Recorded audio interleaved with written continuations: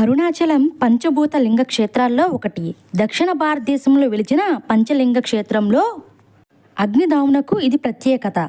అరుణాచలంను అన్నామలై అని కూడా అంటారు. ఇది తమిళనాడు రాష్ట్రంలో ఉంది. అరుణాచలం అనగా అరుణ అంటే ఎర్రని చలం, అంటే ఎర్రని కొండ. ఎర్రని కొండ అని తాపర్యం. అరుణ అంటే పాపములను పరిహరించును అని కూడా అర్థం వస్తుంది. తమిళనాడులో తిరుమన్నాయిలై అంటారు. తిరు అనగా శ్రీ, అన్నామలై అనగా పెద్ద కొండ అని విశ్లేషం ఉంది. ఇది గొప్ప పుణ్యక్షేత్రం.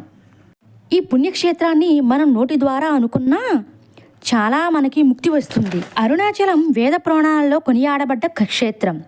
అరుణాచలేశ్వర దేవాలయం శివాజ్ఞ చేత విశ్వకర్ణ నిర్మించబడినది. దాని చుట్టూ అరుణం అని ఒక పొర నిర్మించబడినది. దానిని పురాణాల్లో తెలియజేయుచున్నారు. అరుణాచలం చరిత్ర గురించి నా ఛానల్లో ఫుల్ వీడియో పెట్టాను. నా ఛానల్కి వెళ్ళి ఫుల్ వీడియో చూడండి. Thank you.